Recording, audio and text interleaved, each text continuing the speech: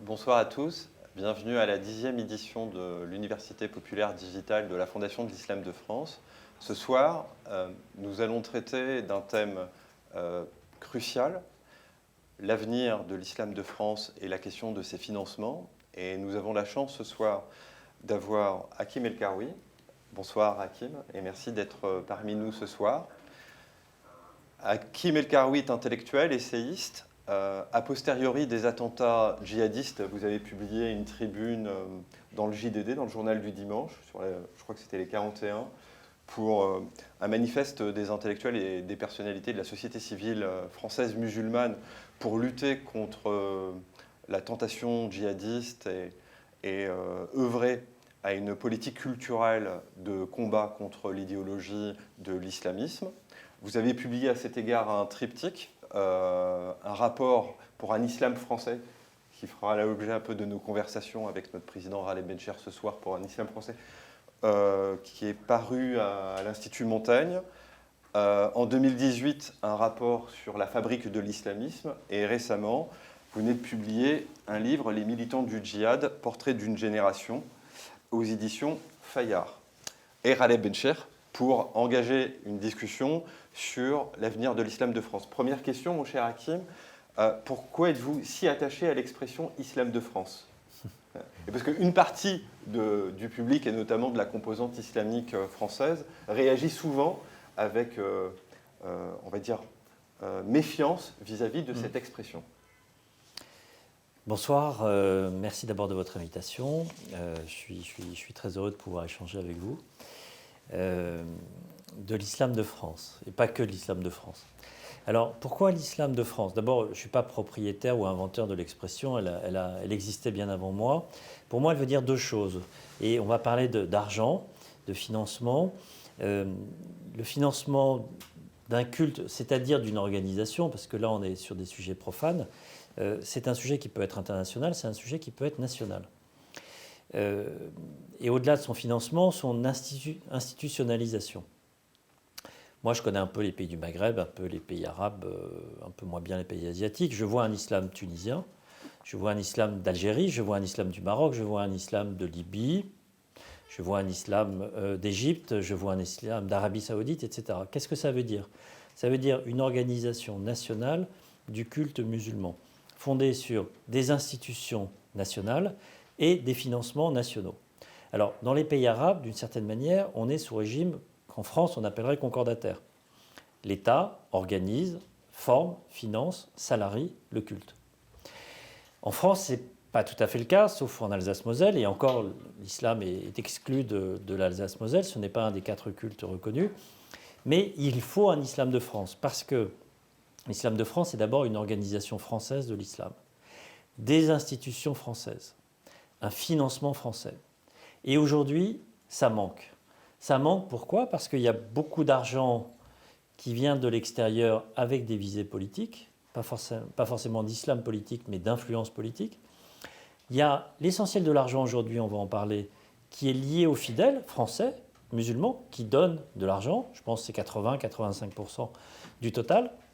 Et puis, il y a une organisation du culte et de la religion qui est défaillante, qui ne fonctionne pas. Donc on a besoin d'un islam de France parce qu'on a besoin de financement français pour éviter les ingérences étrangères et on a besoin d'une organisation française pour que les musulmans aient le droit à des organisations et des représentants de qualité vis-à-vis des pouvoirs publics pour à la fois expliquer leurs spécificités, pour les défendre et aussi pour les enjoindre à agir.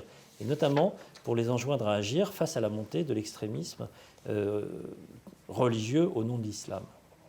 Puis après, j'y viendrai plus tard. Je pense qu'il faut aussi une théologie française de l'islam. Mais j'y viendrai plus tard. Merci Hakim pour ce propos introductif. Raled, islam de France, expression qui revient à Jacques Berck, dit-on, et je sais combien tu es très attaché aussi à cette expression.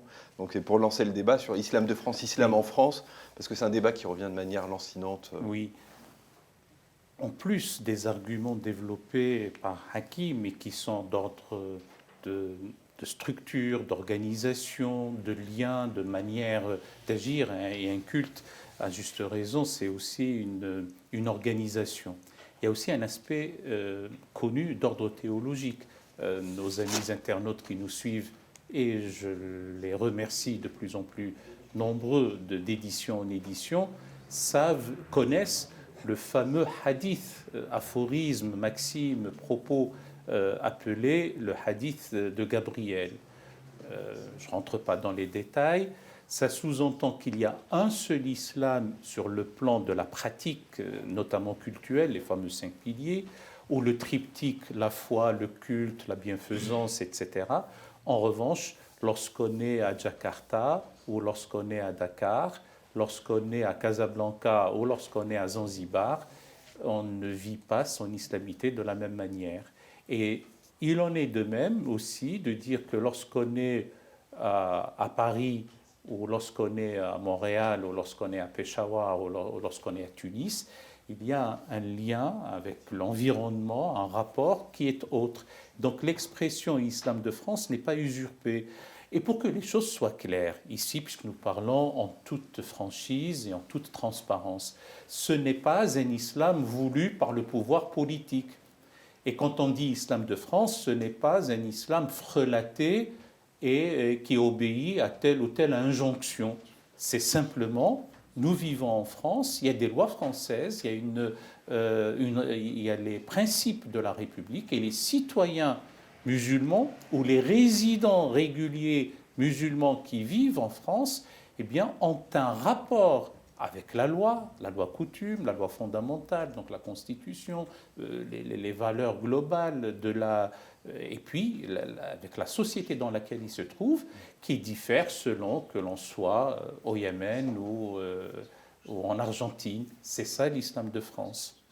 Ce n'est pas un islam en France et qui pourrait être pour certains un greffon qui n'a pas pris. Merci Raleb en tout cas pour cette réponse. Hakim, ce soir on voulait aborder 3 points. La question du diagnostic de l'islam de France, qu'est-ce qu'il en est aujourd'hui. Les préconisations, notamment 2 enjeux que vous avez évoqués dans votre rapport Un islam français est possible. Le premier enjeu qui est le volet éducatif et culturel, qui sera un peu moins notre volet. Et le deuxième enjeu que vous considérez qui est tout aussi crucial, qui est le volet financement. Et en forme de conclusion, une prospective, voilà, un avenir pour cet islam de France. Alors pour commencer sur le diagnostic, c'est quel regard portez-vous aujourd'hui sur la situation de l'islam de France ? Alors peut-être quelques chiffres pour commencer, quelques faits, quelques chiffres. Je pense que les gens qui nous regardent s'intéressent, connaissent le sujet assez bien. Mais la démographie est parfois pas très bien identifiée. Les musulmans en France, on considère, il y a un consensus des experts, c'est à peu près 6 millions de personnes. 6 millions de personnes, mais 3,5 millions seulement, d'une certaine manière, de plus de 15 ans. Donc beaucoup de jeunes. Et très peu de personnes âgées. En fait, quasiment peut-être 200 000 - 300 000 personnes de plus de 65 ans. Pas parce que, si on suit les vagues d'immigration, sachant que les 3/4 sont d'origine maghrébine, 10% d'origine turque et 10% d'origine subsaharienne, et 5% le reste, ce sont des convertis. Les premières vagues d'immigration importantes datent des années 50. Il pourrait y avoir beaucoup aujourd'hui de musulmans en France âgés. Mais en fait, la plupart sont repartis. Sont rentrés dans le pays d'origine. Et d'ailleurs, on le voit très bien parce qu'il y a 1,5 million de pensions qui sont versées chaque année, chaque mois, par la sécurité sociale à l'étranger. C'est qui ? Ce n'est pas des gens qui ont profité du système, c'est des gens qui ont travaillé en France et puis qui sont revenus dans leur pays d'origine, au Maghreb souvent, mais aussi au Portugal, voire en Espagne et en Italie. Donc une structure par âge très particulière, très peu de personnes âgées, beaucoup de jeunes. Je vous disais, 6 millions de personnes, ça fait à peu près 8% de la population, mais c'est 10% des moins de 25 ans, c'est 12 ou 13% des moins de 18 ans qui sont musulmans, et c'est probablement 16-17% des nouveau-nés qui naissent dans des familles musulmanes. Donc une structure par âge un peu pyramidale, qui est très différente de la structure générale de la société française, où la proportion de personnes âgées est beaucoup plus importante, puisqu'on a 20-22%. Deuxième chose, très très forte concentration géographique des musulmans. 6 millions de personnes, 8% de la population, mais sur environ 20% du territoire. 20% du territoire, c'est où ? C'est en fait la France de la reconstruction. Les musulmans sont venus reconstruire la France. Donc c'est le nord, enfin si on va du nord au sud, le nord, et là il y a une vieille immigration d'ailleurs d'avant la Seconde Guerre mondiale, dans les mines, qui étaient souvent algériennes. Évidemment la région parisienne, la région lyonnaise, l'arc méditerranéen, et là c'est y compris une immigration plus récente, et puis quelques grandes villes, Bordeaux, Toulouse, Strasbourg. Quand vous avez couvert ce territoire-là, vous avez 90% des musulmans. Ça veut dire que 8% des musulmans, mais sur 20% du territoire. Ça veut dire que sur ce 20% du territoire, il n'y a pas 8% de musulmans. Il y en a 20, 30, 40, 50%, parce que par ailleurs, ils ne sont pas tous, mais souvent concentrés dans les quartiers pauvres. Par ailleurs, ils sont très, très jeunes. Donc ça veut dire que dans les quartiers pauvres des grandes villes françaises, si on prend la jeunesse, on a un certain nombre de villes, de communes, où on a 50-60% de musulmans. Pourquoi c'est important ? Parce qu'on parlait de l'islam de France. Moi, je pense qu'il y a un islamisme de France. Et celui-là, il n'y a aucun doute. L'islamisme en France, ce n'est pas du tout l'islamisme du Maghreb, qui d'ailleurs lui-même n'était pas l'islamisme égyptien ou l'islamisme saoudien. L'islamisme de France, c'est quoi ? C'est une sorte de fusion, de variantes, on parle beaucoup des variants aujourd'hui, une sorte de fusion entre les idées traditionnelles de l'islamisme politique, donc l'idée de confrontation avec les valeurs occidentales, mais aussi les questions d'identité qui sont propres non pas aux musulmans, mais à l'ensemble de la jeunesse française. Chacun essaye d'affirmer son identité. Et puis, un lien avec un certain nombre de théories qui visent à critiquer. Il y a un intellectuel musulman, à mon avis assez dangereux, mais intéressant, Issam Yahya. Lui, il dit, moi, je fais de l'occidentalisme. Vous avez fait de l'orientalisme, maintenant, je fais de l'occidentalisme. Et je vais déconstruire. Alors lui, il est d'une certaine manière à la pointe du débat intellectuel, mais les jeunes musulmans français tentés par, on pourra en parler, ce qu'on peut appeler l'islamisme, c'est-à-dire une vision globalisante de la place de la religion dans la société, dans l'organisation des rapports politiques et puis dans la lecture aussi très conservatrice de la religion, ceux-là, ce n'est pas les mêmes qu'au Maghreb. Et au cœur de leur débat, il y a la question de l'identité. Donc, le diagnostic, il est compliqué. Une population très jeune, très concentrée, avec une idéologie en formation très spécifique qui correspond à la spécificité française. Et puis aussi, et j'en finirai par là, une dissociation interne de plus en plus marquée. Il y a un fossé de plus en plus important entre les musulmans de France. Il y a un islam de France, il y a des musulmans en France. Il n'y a pas de monolithisme. Alors il y a évidemment des liens avec les pays d'origine, mais surtout sur un plan sociologique, mais aussi sur un plan, on va dire, politique. Qu'est-ce qu'on voit ? On voit qu'il y a une majorité, pas grande, c'est ce qu'il y avait dans le rapport, dans l'enquête qu'on avait faite, mais une majorité, ce sont, j'allais dire, des catholiques comme les autres.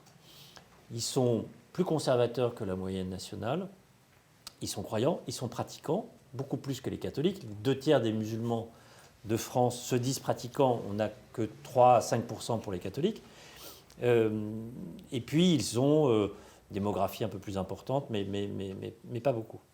Mais surtout, ils sont un peu plus conservateurs que la moyenne nationale. Mais ils sont, sinon, des Français comme les autres.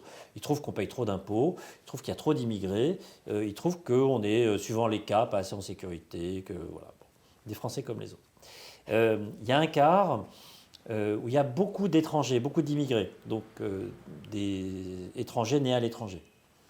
Eux, ils viennent avec leur système de valeurs, très, très, très conservateur par rapport à la norme libérale de la société française.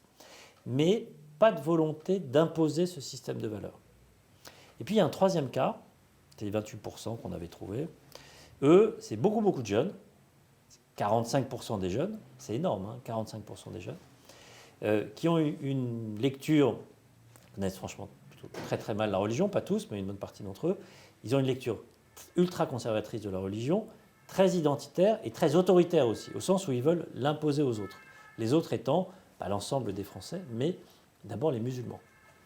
Et entre le premier groupe et le troisième groupe, il y a un fossé qui est en train de se creuser, où le troisième groupe considère que le premier groupe, c'est des bandits, où le premier groupe considère que le troisième groupe, il leur font honte, et en fait, ils ne se parlent plus. Et ils ne s'influencent plus. Et évidemment, tout ça est lié aussi au destin social et culturel. Sans surprise, dans le premier groupe, on a des gens qui sont en train de réussir à l'école, qui font partie de la classe moyenne et de plus en plus de l'élite, et qui en fait ne se sentent pas du tout concernés par le devenir social et politique et religieux du dernier groupe. Et dans le dernier groupe, on a des gens qui vivent dans des quartiers avec une surreprésentation d'immigrés, surreprésentation de chômeurs et un niveau social et culturel qui est plus bas. Donc, l'islam de France, cet islam-là sociologique, il est très compliqué parce qu'il est incroyablement divers et on ne peut plus seulement le lire avec la grille de lecture traditionnelle, les Marocains, les Algériens, les Tunisiens, les Turcs. Non, la moitié des musulmans de France sont nés en France. Si on prend le cas spécifique des djihadistes, 89% des 700 qu'on a étudiés étaient nés en France. Tout ça, c'est devenu un phénomène français. C'est pour ça qu'un de mes livres s'appelle « L'islam, une religion française ». Raleb, par rapport à ce que vient de nous dire Hakim, comment tu vois cette pluralité justement islamique sur le territoire national et sur les disparités qu'il y a au sein de la composante islamique de France? Enfin, en écoutant Hakim, je découvre dans cette sociographie, je parle de sociographie, non pas de sociologie.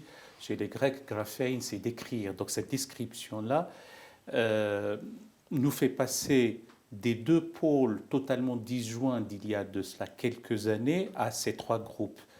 Le premier, tout à fait minoritaire, je parle quand il y avait les deux pôles, et qui ne nous intéresse pas, simplement parfois parce que je suis facétieux, je le mets en avant, il n'a aucune importance. Ce sont ceux qui sauvent le marché des Hurling à Deauville et le marché des pouliches à Longchamp. L'hôtellerie de luxe fonctionnait bien, du temps où il n'y avait pas le coronavirus, parce qu'ils étaient à la fois propriétaires et consommateurs. C'était des musulmans, peut-être pas nécessairement tous des citoyens, mais ils faisaient partie, en gros, j'allais dire, de cet islam de France en France, mais c'était une minorité. Et la majorité était formée d'hommes et de femmes prolétarisés, ghettoisés, marginalisés, défavorisés. La litanie déisée peut être longue, et je dis surtout désislamisés dans un premier temps, et en assister à une réislamisation de néophytes, telle une revendication politico-identitaire.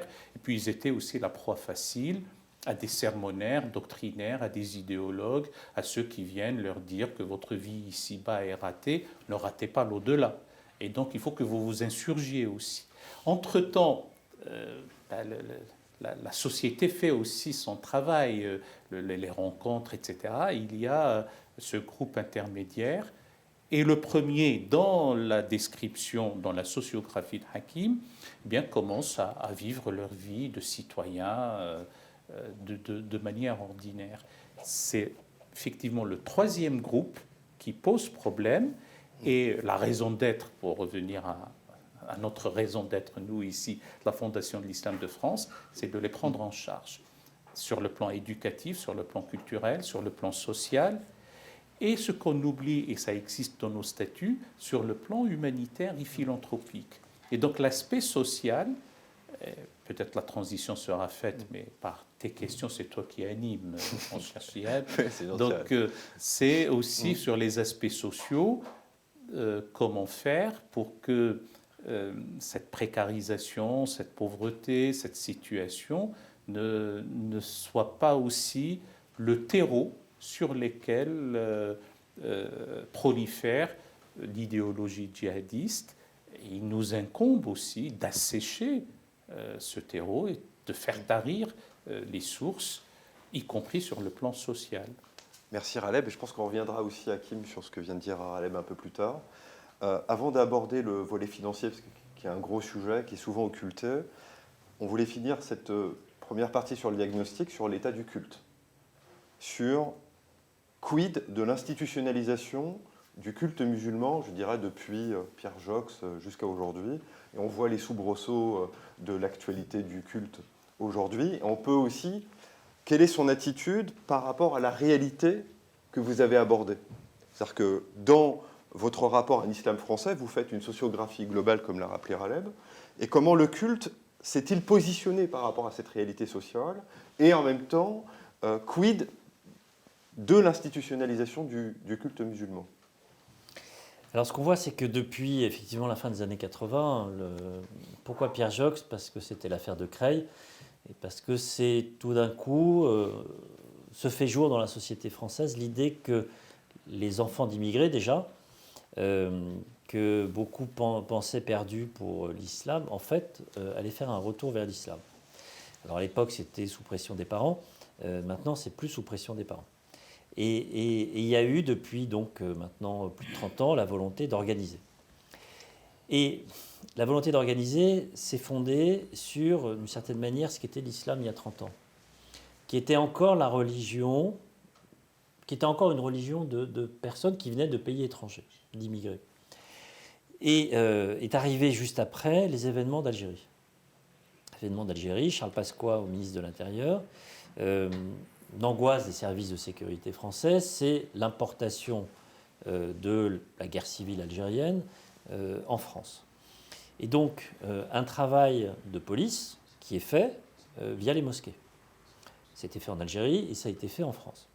Au passage, on a donné, on y reviendra, une carte halal à la mosquée de Paris pour financer le culte, comme c'était le cas, et c'est le cas toujours aujourd'hui, avec le consistoire central du judaïsme français. Mais on y reviendra.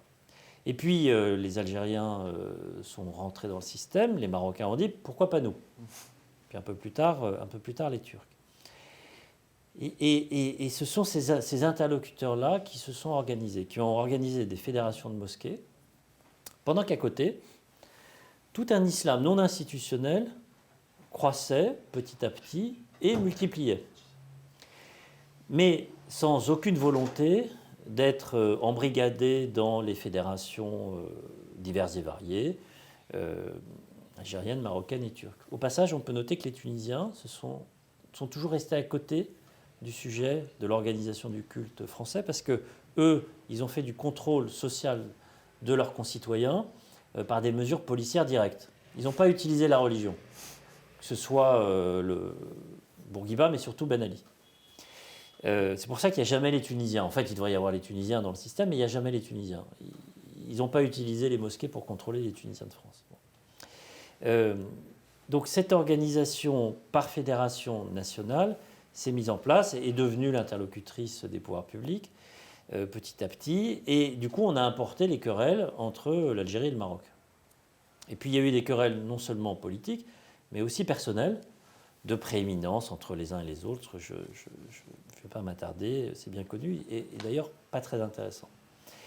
Et puis pendant ce temps-là, à côté de cet islam institutionnel, qui se chamaillait, qui voulait serrer la main du ministre de l'Intérieur, et d'ailleurs qui faisait perdre beaucoup de temps et d'énergie aux différents ministres de l'Intérieur, il y a, d'une certaine manière, le véritable islam français, en tout cas celui des générations à venir, qui s'est mis en place. Cet islam-là, c'est qui? C'est souvent un promoteur d'une mosquée, une communauté de fidèles, et puis du temps pour trouver des financements et pour construire. Au début, avec pas mal de manque de professionnalisme, il faut le dire, parce qu'on avait des gens qui étaient qui n'avaient pas forcément une très grande expérience professionnelle, en tout cas pas de ça, qui ne savaient pas forcément monter des dossiers de financement, etc. Et puis ça s'est petit à petit amélioré. Il y a toujours du cash qui circule, beaucoup.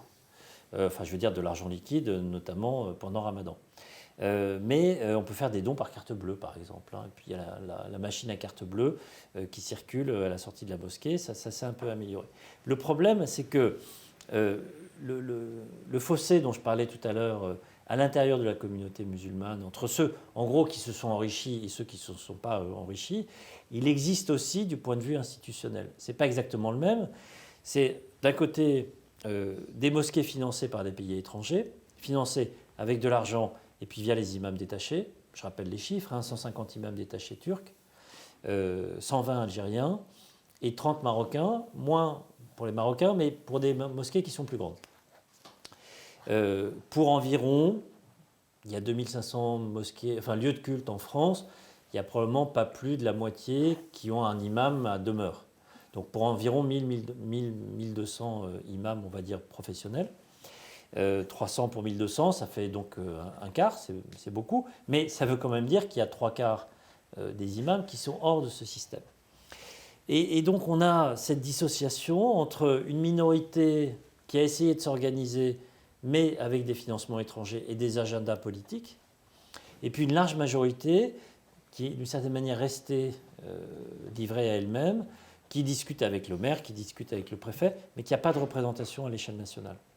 Et ça explique en partie l'échec de l'organisation par le CFCM, y compris d'ailleurs la dernière charte. La dernière charte, elle a beaucoup de vertus sur le papier, mais elle demande à des organisations qui représentent les intérêts des pays étrangers, d'une part, ou qui sont des organisations officiellement islamistes. L'islamisme, ce n'est pas interdit, tant que ce n'est pas violent. Je parle du Tablir, je parle des frères musulmans et je parle du Miligorush turc. On demande à ces organisations de lutter contre l'ingérence étrangère et contre l'islamisme. Donc on demande à des fédérations financées par des pays étrangers et des fédérations qui sont officiellement les représentantes nationales de courants islamistes transnationaux de lutter. En fait, ça ne peut pas marcher. Et bizarrement, ça ne marche pas.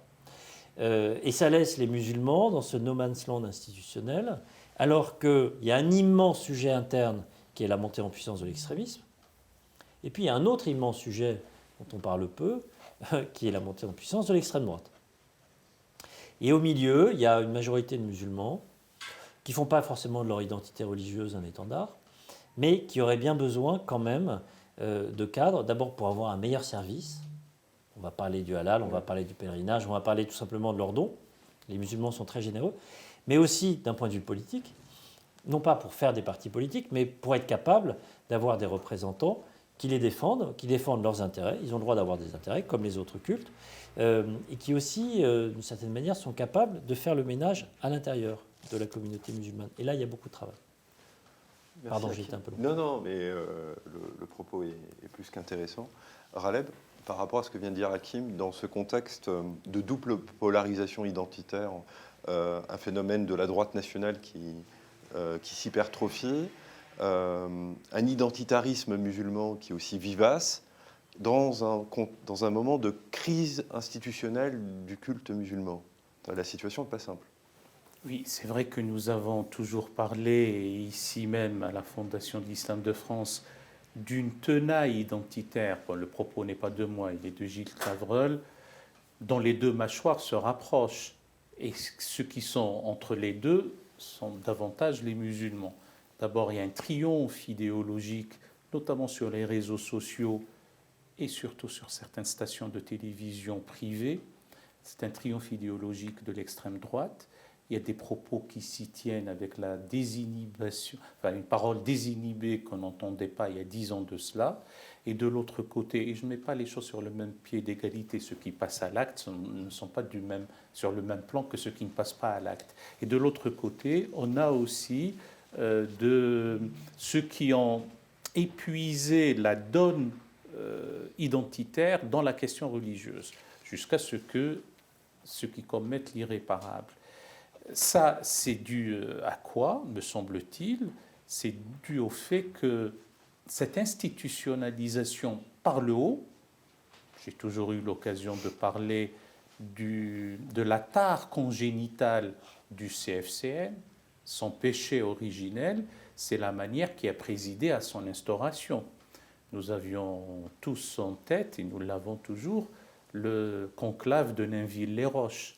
Nous avions un ministre de l'Intérieur pressé de devenir président qui réunit des consultants, lesquels consultants vont passer le temps d'un week-end à être membres d'un exécutif en disant « toi je te nomme président, toi secrétaire général, toi trésorier » et on organise des élections après coup, mais lesquelles élections n'ont pas corroboré le bureau décidé.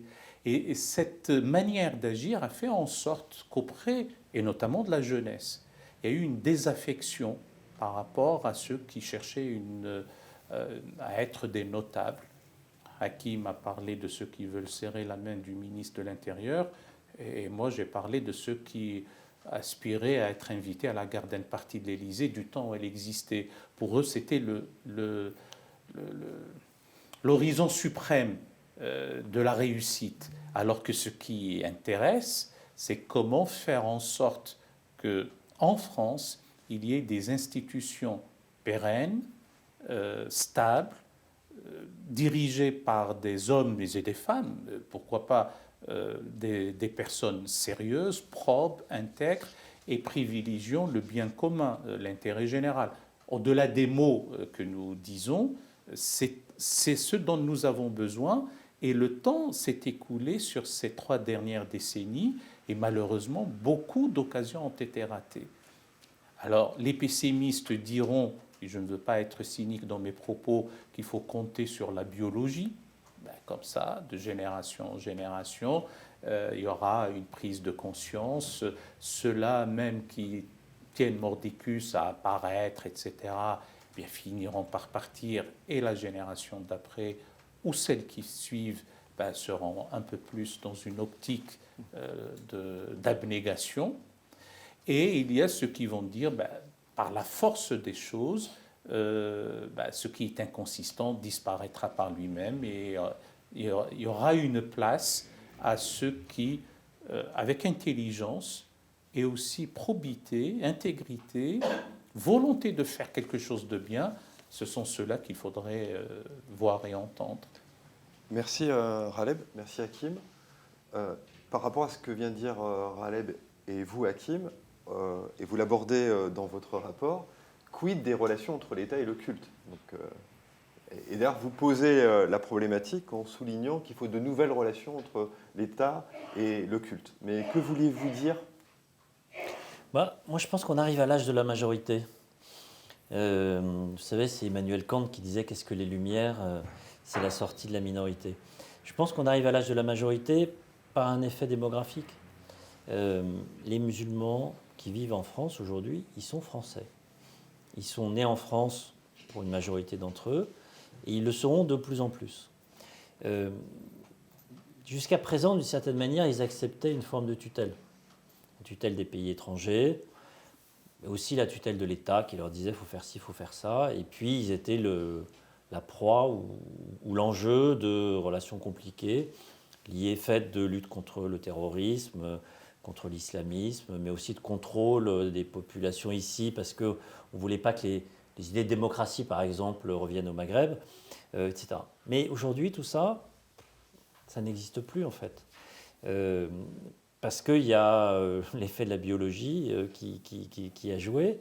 Et le vrai sujet, c'est est-ce que les musulmans vont accéder à la majorité? Qu'est-ce que ça veut dire? Est-ce qu'ils vont être capables, d'arrêter de se faire dicter un agenda par des États, l'État français ou les autres États, et 2, ça va avec, est-ce qu'ils vont être capables aussi de prendre sur eux la gestion de leurs problèmes? L'islamisme, et au-delà de l'islamisme, le djihadisme, le terrorisme au nom de l'islam, c'est d'abord le problème des musulmans. C'est un problème de sécurité nationale, mais c'est d'abord le problème des musulmans. S'il y avait des protestants, je ne sais pas, d'extrême droite, il y en a aux États-Unis, qui commettent des crimes au nom d'une certaine lecture littéraliste de la Bible, on dirait à ces protestants, faites le ménage chez vous. Personne ne serait offusqué. On doit le dire aux musulmans. Et ce n'est pas qu'on doit le dire aux musulmans. Les musulmans doivent se dire eux-mêmes, nous devons faire le ménage. Et pas seulement sur les djihadistes, sur tout ce qui permet le passage au djihadisme. Ça, pour moi, c'est l'accès à la majorité. Et quand vous faites ça, quand vous êtes un interlocuteur qui prend en compte la difficulté, d'une certaine manière, de ceux qui prétendent être parmi vous, de ce que vous êtes, vous êtes aussi un interlocuteur crédible pour le gouvernement. Et le gouvernement, pourquoi il intervient? Pas parce qu'il en a envie, parce qu'il a envie de contrôler les musulmans, parce qu'il a un problème de sécurité publique. Et plus que de sécurité publique, de cohésion de la nation. Il ne peut pas ne rien faire.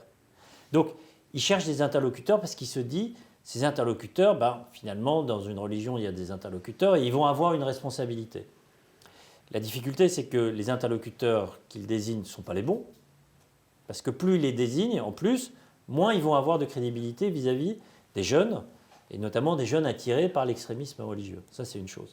La deuxième chose, c'est que si ce n'est pas l'ensemble des musulmans, et notamment la majorité dont je parlais, la majorité silencieuse, qui réinvestit la question religieuse et donc la question théologique.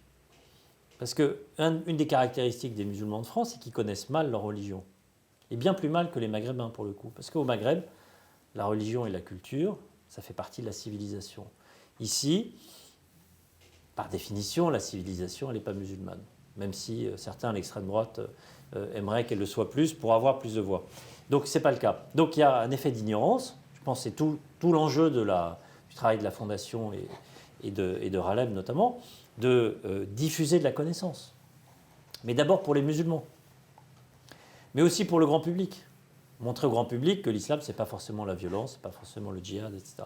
Mais d'abord vis-à-vis des musulmans. Et ça, encore une fois, c'est à eux de prendre ce combat-là pour eux. Et d'arrêter de dire, on n'est pas concerné. On n'est pas coupable, bien sûr qu'on n'est pas coupable.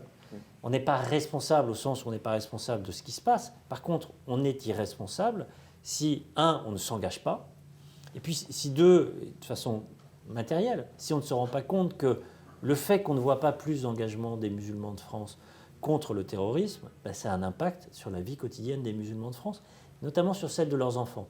Parce que le niveau de discrimination, qui est extraordinairement élevé en France, il est aussi lié à l'image que la société a de l'islam. Et le fait qu'on ne voit pas plus d'engagement des musulmans contre le terrorisme, un recruteur, qu'est-ce qu'il se dit? Bon, il y a beaucoup de chômage en France. J'ai le choix entre 2 CV. Il y en a un, il a un prénom ou un nom qui a l'air musulman. L'autre, peut-être qu'il est un peu moins bon, mais il a un prénom bien de chez nous. Il va prendre le deuxième. Pourquoi? Pas de risque. Pas de risque, pas de vague. Une fille, elle n'est pas voilée, demain, peut-être qu'elle sera voilée. Un garçon, l'image des jeunes hommes de confession musulmane en France est catastrophique. Le niveau de discrimination des garçons, beaucoup plus que des filles, est incroyablement élevé. Parce qu'en plus, on pense que les garçons sont les bourreaux et les filles les victimes. Donc, il faut un mouvement républicain, français, des musulmans pour lutter contre l'extrémisme religieux. Du coup, j'ai oublié la question initiale, donc je ne sais plus conclure. Non, mais ça va. Mais c'est pas grave. Mais ça corrobore en même temps la question que j'allais poser à Raleb, donc ça va. Et ce que vient de dire Hakim, au final, Raleb, c'est le programme de la Fondation de l'Islam de France et en même temps le combat aussi que nous portons et que tu as toujours porté. Sur l'islamisme, le djihadisme n'a rien à voir avec l'islam ou notre responsabilité collective. Il faut dire à nos amis internautes que je salue encore une fois, et j'ai oublié ou nous n'avons pas dit que ce soir, cette édition est en partenariat avec nos amis de Saphir News, que nous ne nous sommes pas concertés, Hakim et moi, pour dire qu'on ramène tout cela pour mettre en avant le programme de la Fondation de l'Islam de France. Nous n'avons pas besoin, j'allais dire, nécessairement de cela. Mais si c'est mis en avant, c'est aussi pour dire, c'est que nous croyons. Il faut bien une conception, une vision, une réflexion pour des actions. Il n'y a pas de vent favorable à celui qui ne sait pas où naviguer, disait à juste raison Sénèque. Et là où je rejoins tout à fait Hakim, et de grâce, parce que nous allons avoir des tombereaux d'insultes, mais nous les assumons, ce n'est ni de l'autoflagellation, ni de la haine de soi, ni de quelque sorte que ce soit. Ce que nous disons, c'est justement cette maturité, c'est une prise de conscience. Et sur un autre plan, même sous la voûte commune de la laïcité, je prends cette parabole évangélique de la poutre et de la paille. Il faut d'abord voir chez soi, en soi, les manquements à l'éthique, les manquements à l'intelligence, les manquements à la solidarité, les manquements à la parole donnée, les manquements à la vie, tout simplement. S'il y a des dévoyés, des voyous, des criminels, des égarés, quel que soit le nom que nous leur donnons et qui pervertissent la tradition religieuse islamique, il incombe d'abord aux musulmans eux-mêmes, à leur hiérarque, de prendre à bras le corps cette difficulté.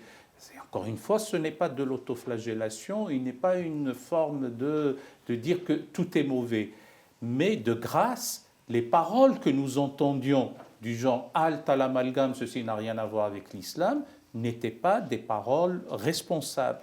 D'ailleurs, à l'extrême rigueur, si au moins nous entendions ceci n'a rien à voir avec mon islam.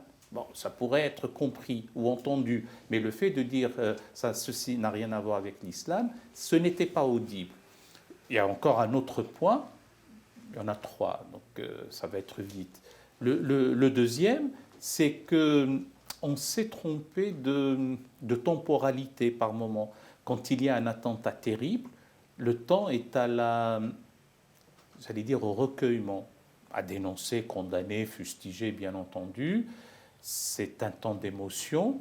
Et après, on parlera des discriminations. Certains, tout de suite, disent « Oui, mais vous savez, les musulmans eux-mêmes subissent ». Cette confusion des temporalités, même ne serait-ce que sur un plan éthique, sur un plan de responsabilité et sur un plan psychologique, c'est stupide et c'est même inacceptable. Et sans parler de certaines associations qui focalisent, non sans raison, mais il faut savoir le faire, sur toutes les haines, toute l'hostilité, toute la détestation à l'encontre des musulmans. Mais le discours victimaire seul ne suffit pas. Il y a lieu de voir des moyens beaucoup plus civilisés sur le plan du droit et aussi sur une sorte de prise en charge soi-même. Et donc, ce que nous faisons au niveau de la connaissance, de l'éducation, de l'instruction, de l'acquisition du savoir, de l'ouverture sur le monde et aussi de prendre des responsabilités. Et cette majorité, et ça me plaît énormément, n'oublions pas que la devise de notre campus des Lumières est Sapere Aude, ose penser par toi-même. Eh bien, c'est le fait de ne pas rester dans un temps de minorité intellectuelle, minorité politique. J'ai failli me taire là, j'allais me taire là, mais j'ajoute, il y a ce paradoxe terrible. D'un côté, ces mêmes hiérarques qui dénoncent les influences étrangères, l'ingérence d'États autocratiques, s'accommodent de l'islam consulaire et perçoivent des prébendes, de l'argent, des imams détachés, lesquels imams détachés d'ailleurs, leur propre discours est parfois problématique dans leur propre société. A fortiori, quand ils viennent ici, ils trouvent que la société est permissive, dépravée, dissolue, débauchée, trop libérale. Eh bien, parfois de bonne foi, ils disent des choses du haut de leur chair qui ne vont pas dans le sens d'une cohésion nationale. Ce sont des choses à prendre en considération. Merci Raleb. Alors, Hakim, pour cette prise en main collective et par rapport au discours de Raleb, on arrive au volet financier. Parce que vous dites en fait que pour faire tout cela... Ça nous semble là pour ça oui, ce oui, soir. Oui, bien sûr. Donc pour aborder aussi ce sujet, merci Raleb en tout cas de le rappeler. Comment, Hakim, avez-vous été amené à aborder ce dossier épineux? Parce que vous le dites d'ailleurs que ça a souvent été occulté, on n'a vraiment jamais voulu prendre en charge cette problématique. Et en même temps, dans votre rapport, vous faites des préconisations très claires. Et d'ailleurs, vous mentionnez, et on vous remercie, vous mentionnez déjà la fondation. Avant même sa création, vous dites qu'il fallait une fondation de l'islam de France qui intègre une association cultuelle où le culte peut irriguer le volet culturel, si j'ai bien saisi. C'est très simple. Si on veut construire son autonomie, il faut en avoir les moyens. Si on veut ne pas dépendre des États étrangers, il faut avoir de l'argent localement. Mais il faut que ce soit mis en commun. Si on regarde, prenons un cas, le halal. Le halal, on peut comparer le halal et le kasher. Les fondamentaux religieux ne sont pas exactement les mêmes et les techniques non plus. Mais dans la gestion des flux financiers, c'est très intéressant. Le kasher, il y a une autorisation, une seule, qui est donnée par le ministère de l'Agriculture au consistoire central du judaïsme français, qui donne des cartes pour l'abattage rituel kasher et qui forme les gens en charge de cet abattage et qui par ailleurs va vérifier qu'ils font effectivement ce qui est préconisé, sachant qu'il y a plusieurs kashers d'ailleurs comme il y a plusieurs halal. Tout l'argent est centralisé au consistoire central.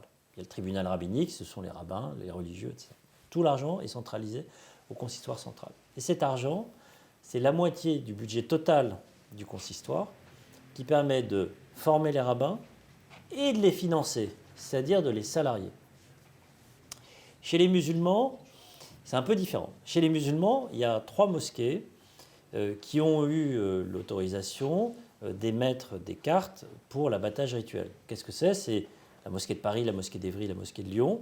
Elles donnent à des professionnels du sacrifice, soit ce sont leurs salariés, c'est la mosquée de Lyon, soit ce sont des salariés des abattoirs, leur donnent cette carte qui leur donne l'autorisation de. Et puis il y a des sociétés qui ont été montées soit par les mosquées, soit par des indépendants pour contrôler, pour certifier. Et puis après il y a des produits halal, et puis après il y a de la distribution halal. Le grand système de distribution du halal, c'est évidemment les boucheries halal. Il y a à peu près autant de boucheries halal que de mosquées en France, à peu près 2500. La différence avec la communauté juive, c'est que dans un cas, la communauté juive, tout est socialisé, c'est-à-dire que l'argent, le produit est mis en commun. Chez les musulmans, tout est privatisé. Un droit, une libéralité, parce que l'abattage rituel, c'est une libéralité. C'est l'État qui autorise les musulmans et les juifs à ne pas respecter la loi commune par respect pour leur liberté religieuse. Donc cette libéralité, elle devrait contribuer à l'intérêt général. Et en l'occurrence, l'intérêt général communautaire, puisque là, on parle de sujets communautaires religieux. Chez les juifs, l'argent va dans un pot commun. Chez les musulmans, il est privatisé. Et quand vous demandez, pas que ce soit mis dans un pot commun, vous demandez juste les comptes, on vous rit au nez en vous disant « mais comment? Jamais de la vie ». Moi, je vais vous dire, je trouve ça scandaleux. Il n'y a aucune raison que... Et ce n'est pas des problèmes de personnes, de mosquées, de pays, etc. Il n'y a aucune raison qu'il n'y ait pas au moins, à minima, la transparence sur cet argent. On dit qu'il y a très peu d'argent. Tant mieux, démontrez-le. Je prends un deuxième exemple, le pèlerinage. Il y a 3 sources de financement de l'islam, enfin, des pratiques qui sont directement en lien avec la religion musulmane. Il y a la viande halal. La viande halal, il y a un petit sujet, c'est qu'il y a des non-musulmans qui consomment de la viande halal. Soit parce qu'ils n'ont pas le choix, parce qu'il n'y a plus que des mosquées halal autour d'eux, soit parce que la viande halal, est moins chère que la viande traditionnelle, souvent parce qu'elle est de moins bonne qualité. Et donc, on peut dire que c'est problématique de financer le culte avec de l'argent. C'est vrai, de la viande cachère, il y a des gens qui achètent de la viande cachère parce qu'il y a une boucherie cachère ou parce qu'ils vont au restaurant qui est lui-même cachère. Peu importe. Le pèlerinage. Le pèlerinage pratique 100% musulmane. Un des 5 piliers de l'islam, etc. Quand on regarde le marché du pèlerinage, on voit qu'il y a à peu près 25 000, 23 000, en temps normal, pèlerins français qui partent de France pour faire le pèlerinage, avec un coût qui a augmenté de 60 ou 70% en 5 ou 6 ans, parce qu'il y a des taxes supplémentaires saoudiennes, il faut dire la vérité, et puis aussi parce que les prix ont augmenté en France. Et le coût total, c'est 5 000, 6 000, 7 000 euros à peu près par personne, par pèlerinage. Vous multipliez ça par 22 000, je vous laisse faire la multiplication, cher Chieb, vous avez un marché, alors qui n'est pas que religieux, mais parce que c'est quoi? C'est un billet d'avion, des nuits d'hôtel et du transport. Mais un marché, disons 20 000 par 5 000, 6 fois 5, 6 fois 2, ça fait 100 millions d'euros. C'est un peu plus.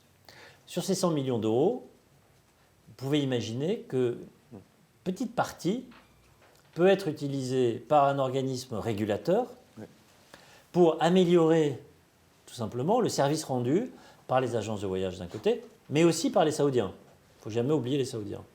Le service rendu, c'est quoi? C'est déjà que quand on paye, tout soit transparent. Par exemple, on a une facture.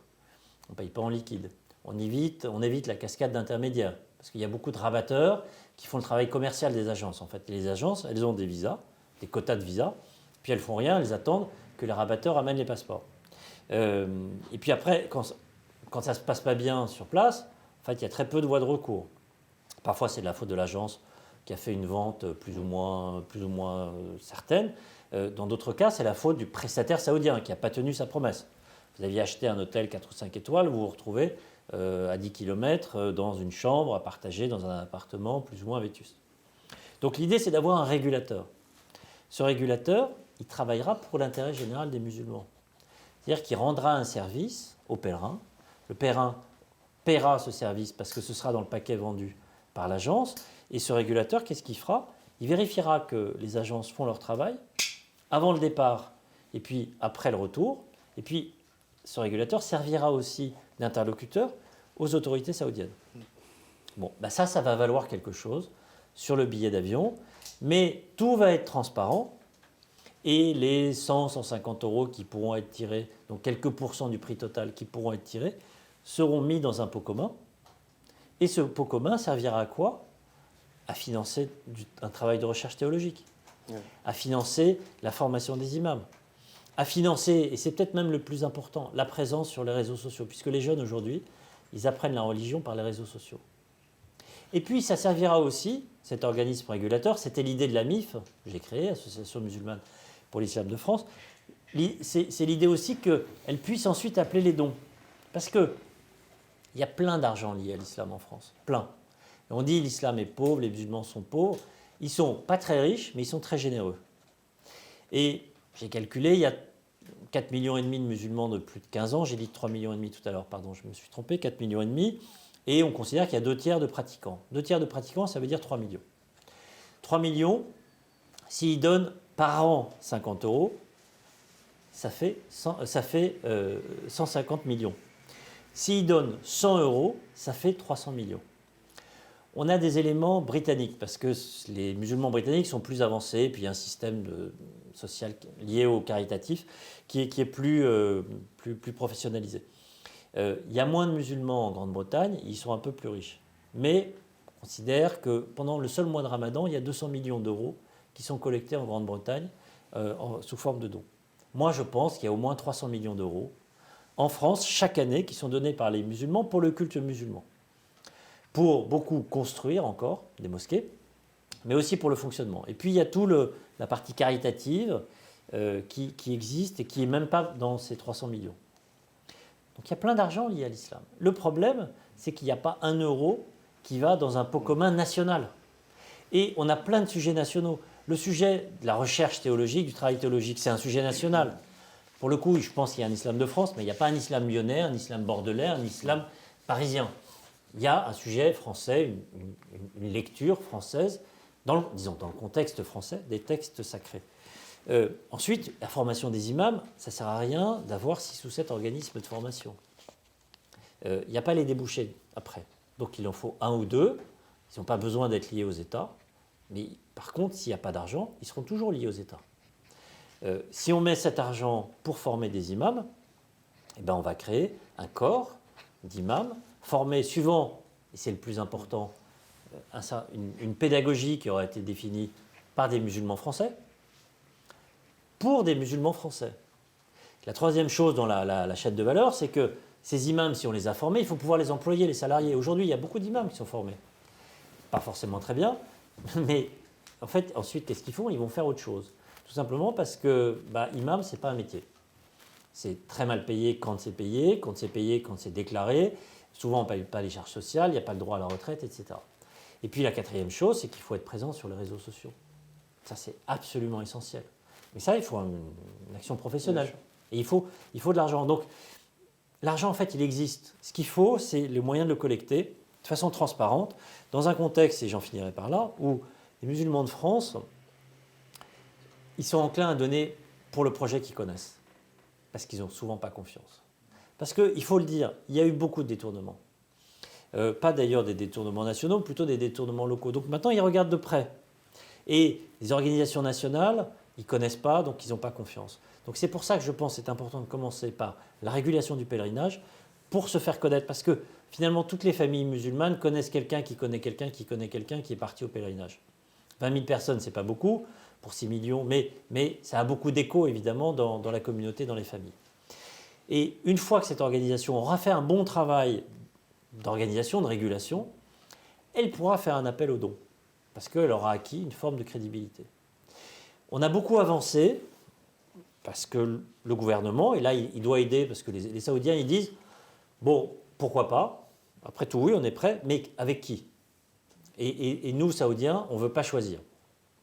Donc le gouvernement a expliquer aux Saoudiens le besoin de régulation et essayer de faire en sorte qu'il n'y ait qu'une organisation. Il y a un an, le CFCM, j'avais écrit une tribune avec eux et avec un ou deux autres acteurs pour dire nous allons travailler ensemble sur ce sujet de la régulation. C'était il y a plus d'un an. J'attends toujours que le CFCM envoie ses représentants au conseil d'administration de cette organisation. Entre-temps, le CFCM a explosé, donc ça ne facilite pas les choses. Mais vous voyez, de l'argent, il y en a, des projets, il y en a, parce qu'il y a énormément de gens de qualité. Des besoins de financement, je vais prendre, on parle de financement, Ralem ne m'en voudra pas, le cas par exemple de la Fondation de l'Islam de France, ou la fondation du programme PER qui permet de l'accompagnement des sortants de prison. L'intérêt de la fondation, pardon Ralem, bouge-toi les oreilles, c'est que c'est une fondation reconnue d'utilité publique, qui est culturelle, donc laïque, et donc pas religieuse. Donc elle peut recevoir des fonds publics. Des fonds d'entreprise publique, des fonds privés, mais aussi des fonds publics. Il y a de l'argent qui a été initié, qui venait de fonds publics. Mais combien ? Est-ce qu'on croit sérieusement qu'on va lutter, on va diffuser, d'un point de vue culturel, l'histoire, la culture, la civilisation musulmane, auprès de 67 millions de Français, et plus parce qu'on rayonne autour, en se focalisant notamment sur les jeunes, avec quelques centaines de milliers d'euros par an, millions, peut-être 2 millions. Le président de la République a annoncé dans son discours des Mureaux 10 millions d'euros. Mais il n'a pas dit sur combien d'années, et il n'a pas dit combien allait à la fondation elle-même, et puis aux études d'islamologie, qu'il faut relancer, c'est très bien. Mais ce que je veux dire, c'est qu'on est face à une guerre culturelle, une guerre religieuse, une guerre idéologique à l'intérieur de l'islam. En face, il y a plein de militants. Ils ne demandent pas d'argent. Mobiliser les modérés, tous les partis centristes le savent, c'est compliqué. Et par ailleurs, là où il faut être, c'est-à-dire sur les réseaux sociaux, dans les prisons, mais aussi dans les quartiers populaires, on parlait d'associations, il faut des acteurs, il faut les payer, il faut de l'argent. Et donc, l'argent, il faut que les musulmans eux-mêmes se mobilisent pour ce système-là. Il faut aussi que l'État se mobilise.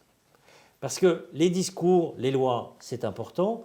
Si on ne donne pas de moyens aux acteurs qui ont été créés avec ou par l'État, comme par exemple la Fondation, après on ne peut pas s'étonner qu'on n'avance pas assez vite. Donc il y a un double effet de responsabilité du côté des musulmans et aussi du côté des pouvoirs publics. Je parle de l'État, je parle des régions, des départements, etc.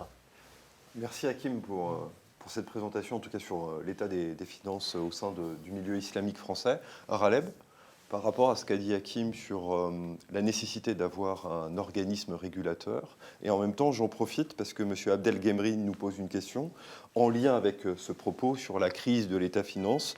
Il explicite le problème des associations cultuelles qui sont verrouillées à l'intérieur, l'absence de la création d'un conseil théologique, donc on pourrait utiliser cet argent pour le mettre sur le volet du conseil théologique, en lien avec une éthique spirituelle et islamique.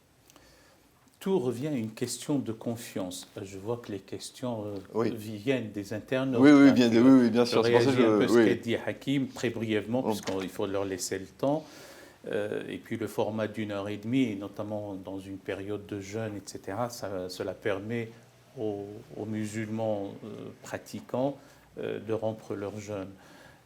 C'est une question de confiance. Nous avons toujours rêvé, j'ai rêvé d'une maison commune au sein de laquelle il y a des aspects théologiques, des aspects confessants, confessionnels, cultuels, d'autres aspects éducatifs, culturels et qui sont de la plus haute importance. Je vais m'attirer encore quelques inimitiés, mais il n'y a pas mieux que le franc-parler. Nous avons en France 2623 mosquées, selon les dernières statistiques. Il y en a presque une semaine ou deux, ça ne plaira pas à l'extrême droite, une mosquée qui émerge, mais en tout cas pour l'instant, 2623. À mon avis, maintenant, ce n'est plus le temps de la construction des mosquées. C'est le temps d'avoir des écoles, des universités, des centres culturels, une présence véritable dans les réseaux sociaux, avoir ses propres chaînes de télévision. Ce n'est pas pour faire du communautarisme, mais pour ne pas pleurnicher quant à la zémorisation des esprits. Il y a de quoi pouvoir réagir, investir les réseaux sociaux. À juste raison, Hakim, le dit et nous y consonnons. Maintenant, cette maison commune, avec un pot commun, et s'il faut y aller d'une manière progressive en commençant par le pèlerinage, il y a peut-être même l'aspect des pompes funèbres qu'il faudrait revoir. Il y a aussi la fameuse zakat.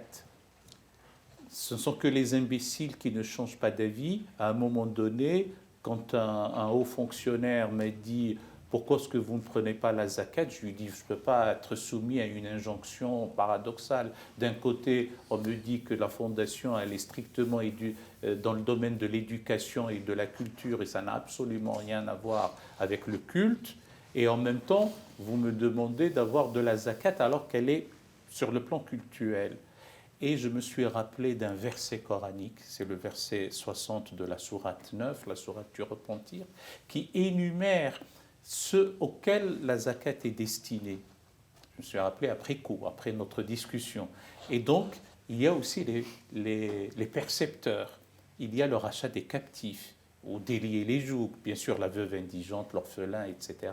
Eh bien, une zakat pour les aspects culturels et éducatifs, c'est aussi de la plus haute importance. Quand nous achetons un terrain, dans certains cas, avant de construire la maison, il faut la clôture ou une bonne base, une bonne fondation. Et ça, c'est le fait d'éduquer, d'instruire, de donner de la culture à la génération qui vient, afin de tarir, là aussi, d'autres formes d'ingérence. Hakim, à juste raison, disait les pouvoirs publics aimeraient bien trouver des interlocuteurs sérieux. Et pour mettre fin aux ingérences, et elles sont réelles, via le contrôle des mosquées, je puis vous assurer que dans certains cas, des puissances étrangères utilisent les mosquées via c'est de la barbouzerie, il faut le dire. Et donc nous voulons nous émanciper, nous affranchir de tout cela et avoir cette prise en compte sur le plan financier et donc appeler d'abord à ce qu'il y ait une confiance dans un organisme national et qui devient à la fois collecteur, régulateur et distributeur pour les différents départements. Pour les mosquées, le salaire des imams et des prédicateurs, des ministres du culte. Le fait de les former est de la plus haute importance, mais les rémunérer, etc., c'est tout aussi important. Le fait d'avoir un culte qui fonctionne avec cette maison commune, et le fait de rassembler, de parler, d'essayer de trouver les moyens d'aplanir les difficultés qui peuvent surgir par-ci, par-là, je pense que c'est le chemin indiqué. Alors le propos de Raleb est très important, Hakim, parce qu'il pose la question d'une maison commune et de voir comment le culte peut irriguer le champ culturel. Et on voit aujourd'hui que c'est un peu bancal, et en même temps on serait un peu dans un moment gramscien de l'islam, c'est-à-dire dans la société française, une forme de déliquescence, et en même temps un objectif pour créer justement des éléments structurants pour poser le diagnostic que vous avez posé. Je pense que la déconfiture du CFCM est pour le moment une déconfiture finale. Encore une fois, derrière, il y a un changement de génération. Il va falloir rebâtir une institution représentative quand même de quelque chose. On en a besoin, l'État en a besoin, les musulmans en ont besoin. Je pense que ce n'est pas une mauvaise idée si elle part du terrain.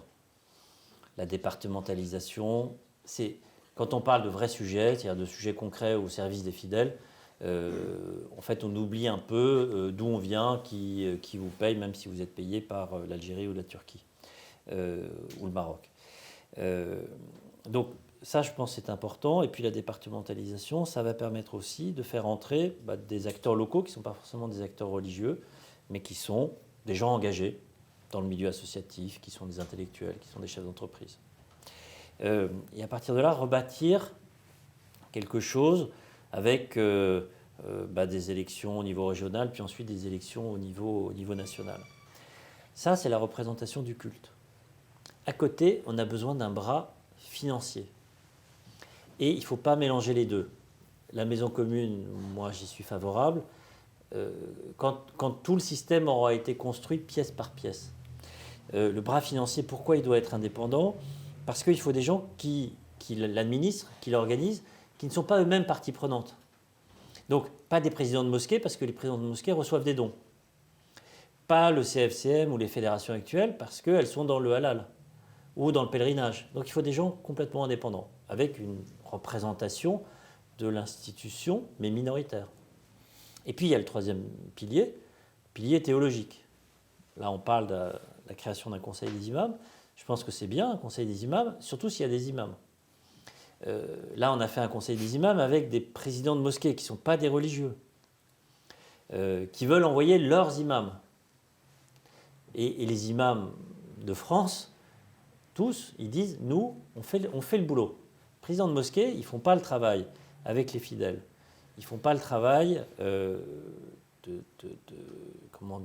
d'organisation, le travail le matin très tôt, le soir très tard, toutes les questions qui les assaillent.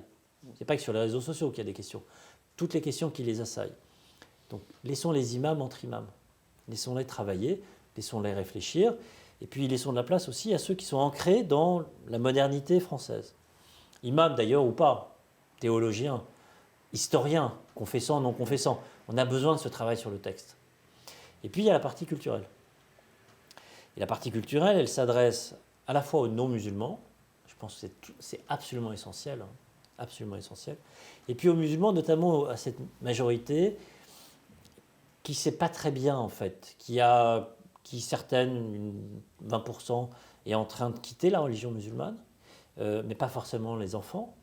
Cette majorité-là, elle a besoin d'outils, et d'outils culturels et d'outils religieux. Donc vous voyez, ça fait 4 piliers. Un pilier lié à l'organisation du culte, un pilier financier, un pilier théologique et puis un pilier culturel. Aujourd'hui, vu là où on en est, il faut que les 4 soient très indépendants les uns des autres, mais en même temps interdépendants, c'est-à-dire qu'il y ait des représentants de l'organisation qui s'occupe des finances dans l'organisation qui s'occupe du culte. Le culte sans argent, ça ne marche pas. Et l'argent tout seul sans le culte, mais sans les théologiens, ça ne marche pas.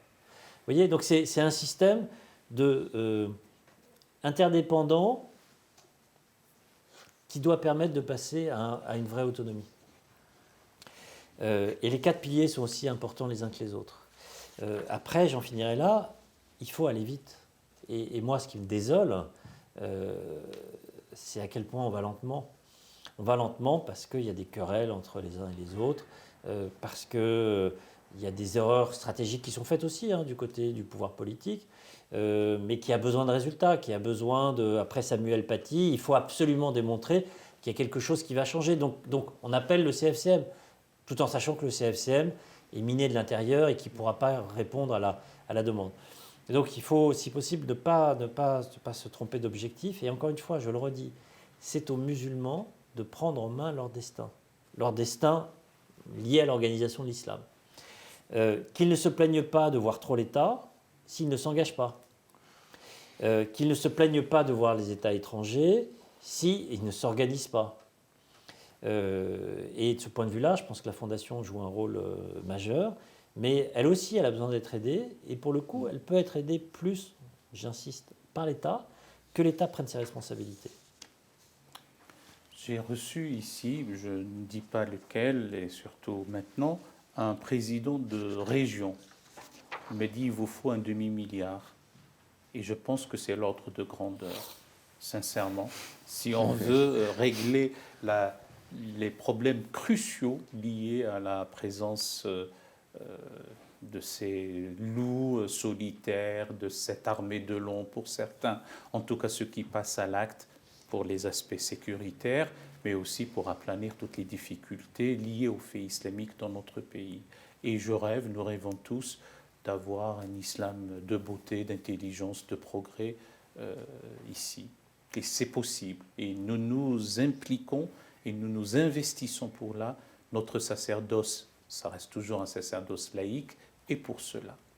Alors, mon cher Hakim, mon cher Aleb, on a Nathalie DeVos qui pose la question, est-ce que le rôle du CFCM, ce n'était pas justement d'être le consistoire musulman? On a Nora Benberou qui s'interroge par rapport à vos propos, mais le halal, est-ce que ce n'est pas cela le label qualité? Et Madame Hassina Nour qui se dit, mais pourquoi cette absence de transparence, cette absence de bilan, ce manque de culture, de transparence financière dans le milieu islamique français? Alors, je vais commencer par la dernière question. Historique. Comment il y a, disons, un business, ou une économie islamique qui est arrivée en France? Elle est arrivée avec les travailleurs immigrés, et puis plus tard avec les femmes des travailleurs immigrés, notamment les boucheries. Parce qu'on voulait de la viande abattue traditionnellement, plus que d'ailleurs religieusement. Les bouchers, c'était qui? Ce n'était pas forcément des professionnels de la boucherie, c'était plutôt des musulmans. Et puis, c'était le moment du début de la désindustrialisation. Donc, il y a eu beaucoup d'ouvriers qui sont passés bouchers. Ouvriers, contremaîtres, etc. Ils n'avaient pas de formation en comptabilité. Donc, tout ça, c'est improvisé. Puis, c'est un peu les mêmes, en fait, qui ont fait le travail de construction des mosquées. Et je crois qu'il faut vraiment leur rendre hommage. Parce qu'ils sont arrivés sur un terrain vierge, évidemment, de tout bâtiment, de tout lieu. Bâtiment, et puis ils ont fait avec les moyens du bord, il n'y avait pas beaucoup d'argent. Eux-mêmes n'avaient pas une culture de la gestion extraordinairement complexe. Et puis, en fait, le nombre de musulmans a augmenté. Contrairement à ce qu'on croit, les musulmans se sont enrichis. Ils ont donné, et puis on a construit, on a bâti. Et effectivement, moi je pense qu'on arrive à la fin de l'ère des bâtisseurs, d'une certaine manière. Mais par contre, le niveau de gestion, lui, n'a pas suivi. Parce que c'est un peu les mêmes qui sont restés. Certains étaient brillants, d'autres moins, mais ils n'ont pas changé, ils n'avaient pas la culture de la transparence, de la redevabilité et par ailleurs du rescrit fiscal quand on est en loi de 1905. Donc je pense que ça vient beaucoup de là. Ce n'est pas de la malhonnêteté, c'est des gens qui ont construit ça, qui ont fait ça un peu comme ils le pouvaient, et on arrive à la situation actuelle. Maintenant, il y a une autre génération qui demande des comptes.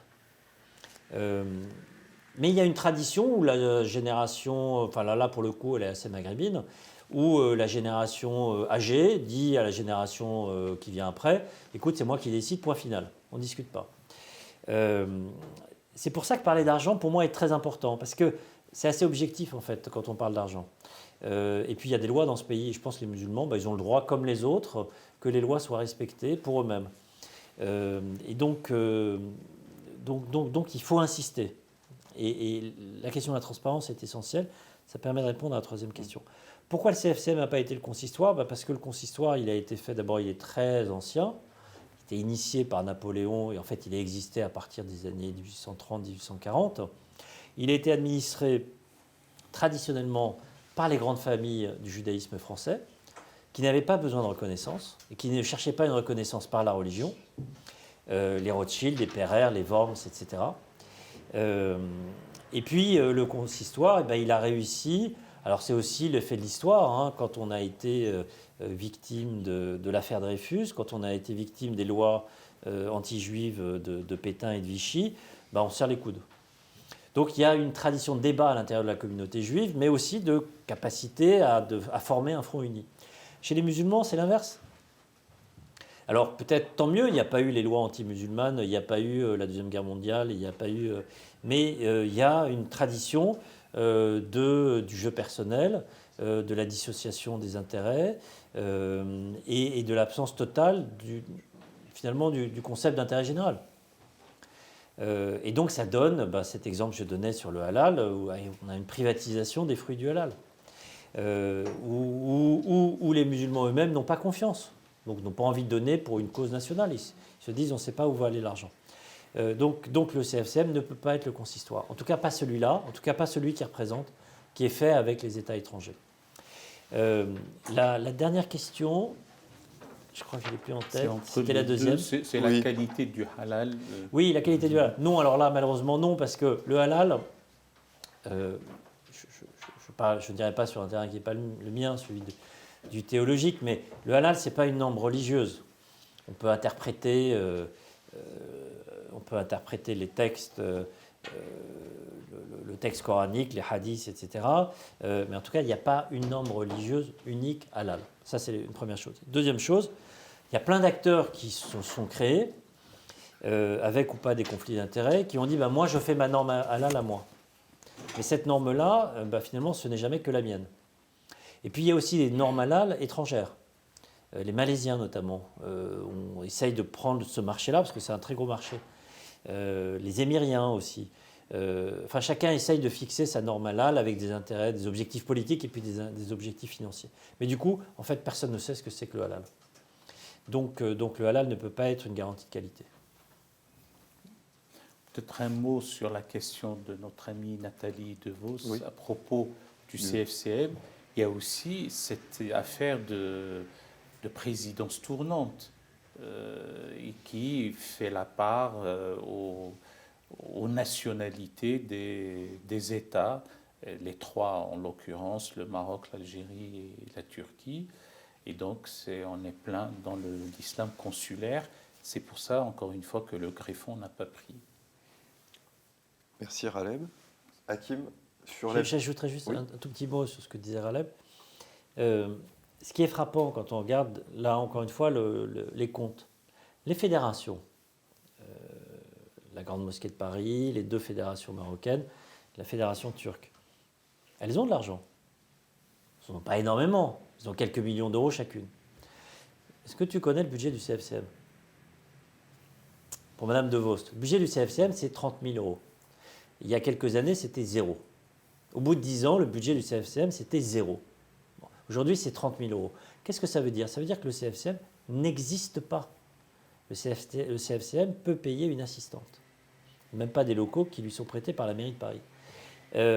Pourquoi? Pas parce qu'il n'y a pas d'argent. Il y a plein d'argent lié à l'islam en France, j'en ai parlé. Mais même pas parce que les fédérations qu'il compose n'ont pas d'argent. Elles ont de l'argent. Mais elles ne lui en donnent pas. Pourquoi? Parce qu'en fait, elles n'ont pas envie qu'il existe. Donc, on ne peut pas être le consistoire, parce que tout simplement, ceux qui le font ont envie qu'il échoue. Et d'une certaine manière, c'est un grand succès.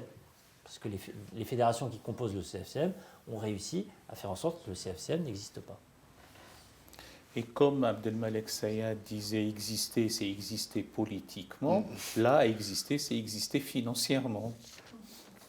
Alors, en vous écoutant, Hakim, donc tout est à faire sur le volet financier, parce qu'on n'a pas avancé sur cet organisme régulateur, mais en tout cas, un tout petit peu, vous l'avez initié, je veux dire, il y a des acteurs qui y travaillent, non bien sûr, mais il y a des acteurs qui y travaillent, et en même temps, on a l'impression que le volet culturel est un peu le parent pauvre de l'islam de France, et en même temps, on est tous convaincus que c'est la culture qui pourra résoudre aussi ces problématiques. Celle que vous avez abordé aussi dans votre rapport la nécessité, parce qu'on n'en a pas parlé, et Raleb y est très attaché, et la Fondation aussi, sur l'apprentissage de la langue arabe, sur tout le volet culturel à destination de la jeunesse, notamment sur le volet numérique, savoir comment toucher cette jeunesse et ce groupe un peu difficile que vous avez évoqué. Et en même temps, vous avez vu que les grands groupes français ne participent pas aux activités de la Fondation, en tout cas très difficilement. Il faut un soutien et un haut portage politique. Et donc comment la Fondation peut-elle aussi initier une grande politique aussi de collecte de fonds?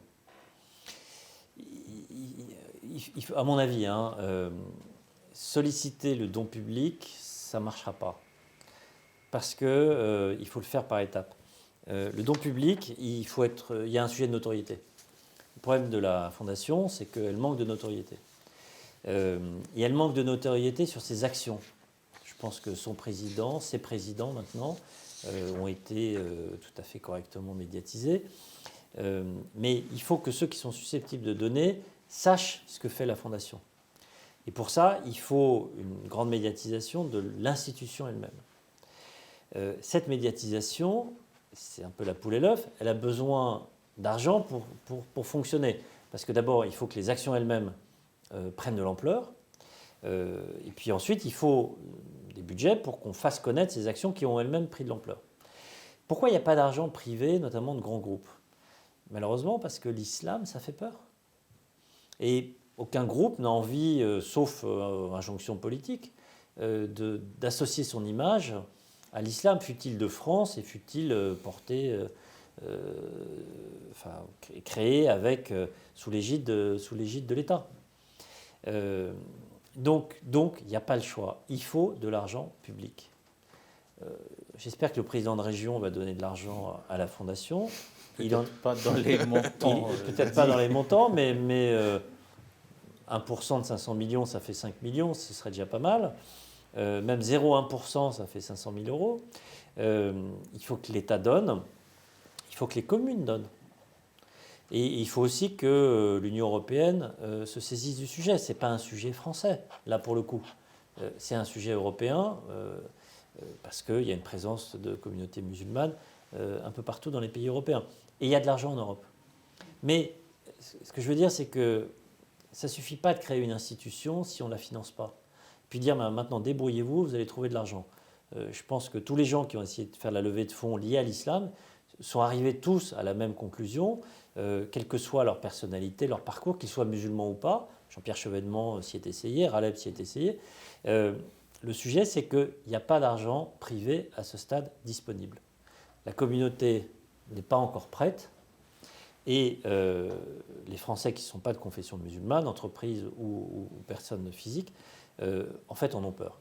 Donc, il n'y a qu'une solution, c'est de l'argent public. Après, je pense que l'institution, elle rend des comptes, elle explique ce qu'elle fait, etc. Mais il faut une mise de fonds. Et la mise de fonds, ça ne peut pas être 1 million d'euros par an ou 10 millions sur 5 ans. Ça, c'est pas vrai, c'est pas assez. En tout cas, le propos de notre ami Hakim est très clair sur la provenance des fonds, et en tout cas hypothétique, du champ privé Raleb, même si évidemment on peut travailler nous en interne sur un panel de mécènes privés qui seraient susceptibles de participer à la fondation, mais il y a aussi peut-être, Hakim, une autre solution, que le culte finance en fait les activités culturelles, c'est-à-dire que la composante islamique finance le culte. Mais là, on revient à la MIF et à la régulation. Il faut financer le culturel, il faut financer le cultuel. Les besoins ne sont pas colossaux, parce que les besoins du cultuel, il ne s'agit pas de construire des mosquées avec la redevance que peut prélever la MIF. Les mosquées, elles sont construites par les communautés locales de fidèles. Le sujet, c'est le sujet, on en a parlé, de la formation des imams, présence sur les réseaux sociaux, la lutte aussi contre la haine anti-musulmane, qu'il ne faut pas laisser aux identitaires. Mais ça coûte quoi ? Y compris un complément de salaire éventuellement pour les imams. Ça coûte 40 millions, 50 millions d'euros par an. Oui, c'est vrai. C'est pas grand-chose en fait. Oui.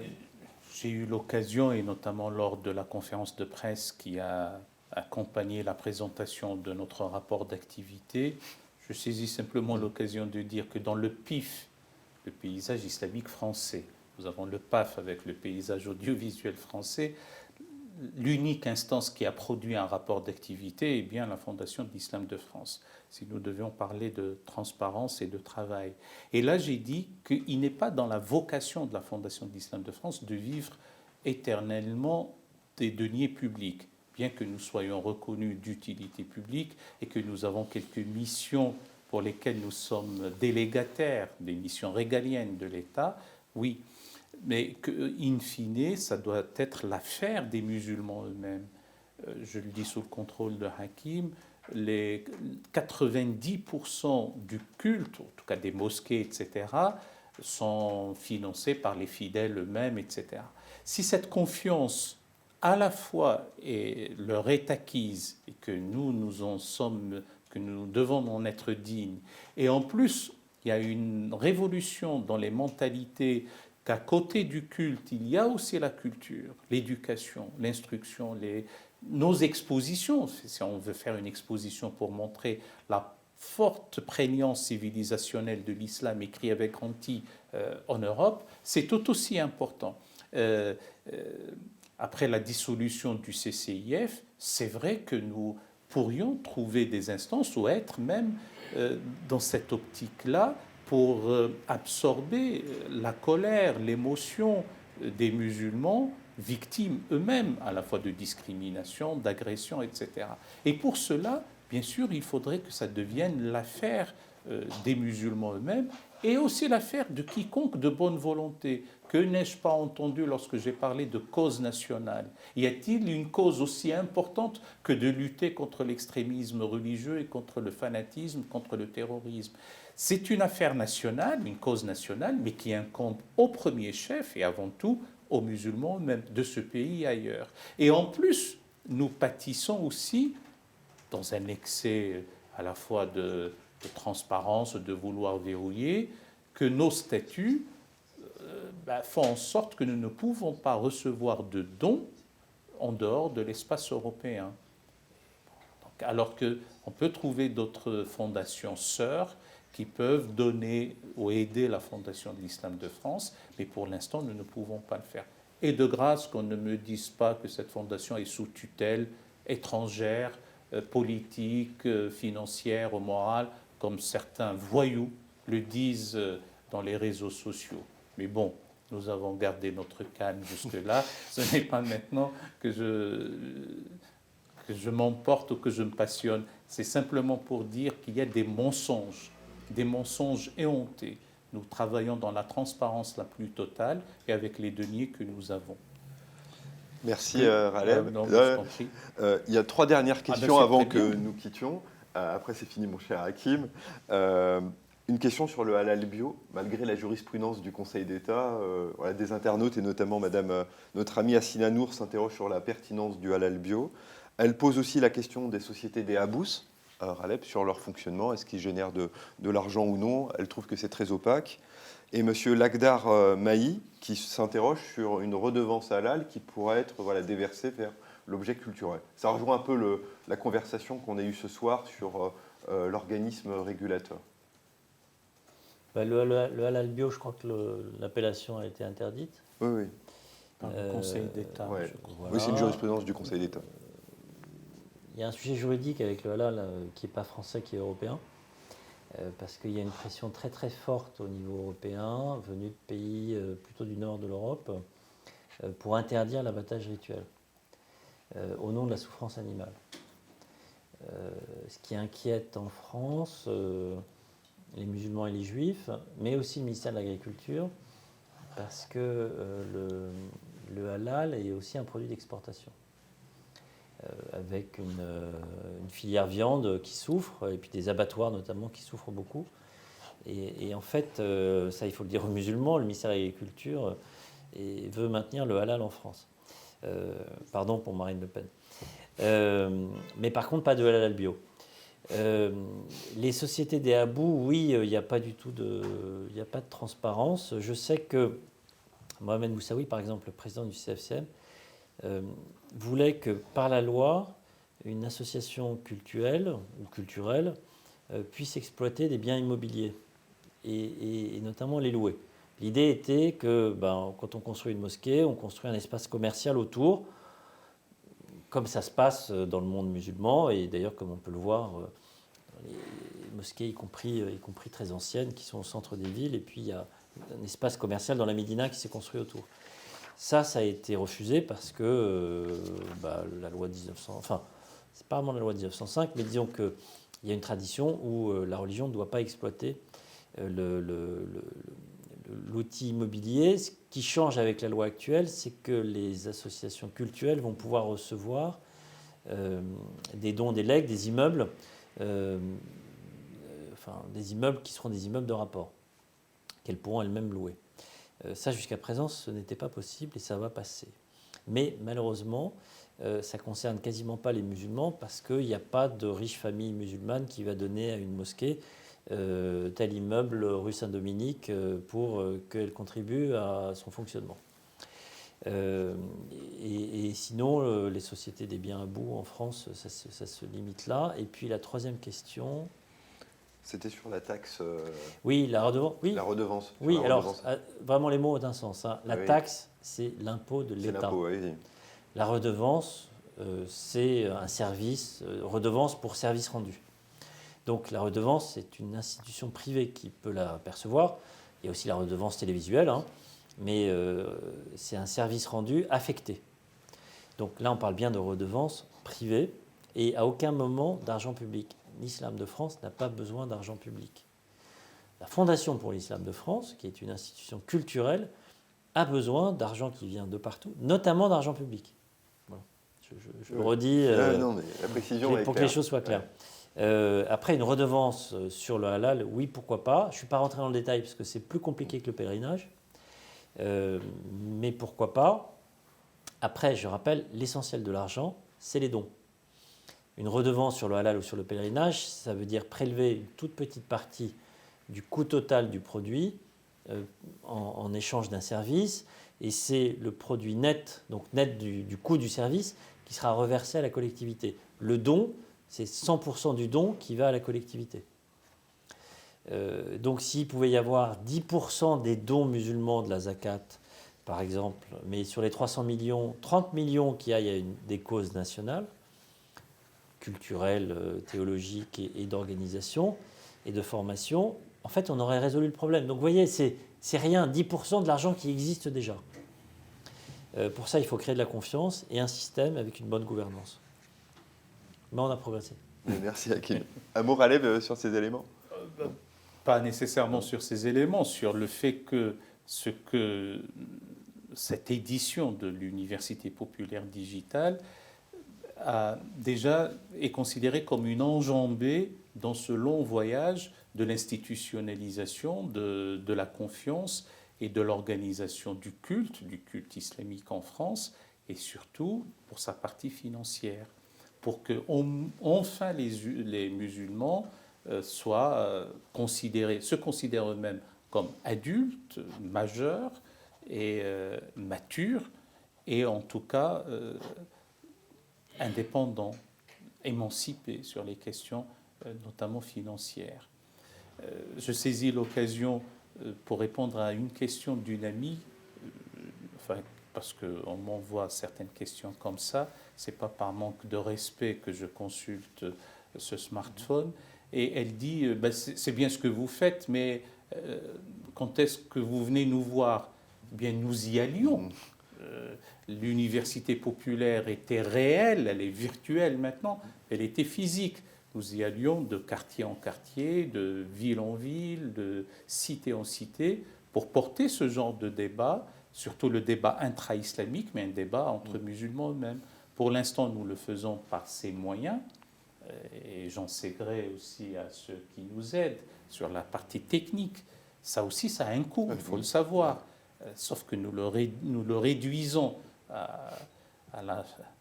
au minimum.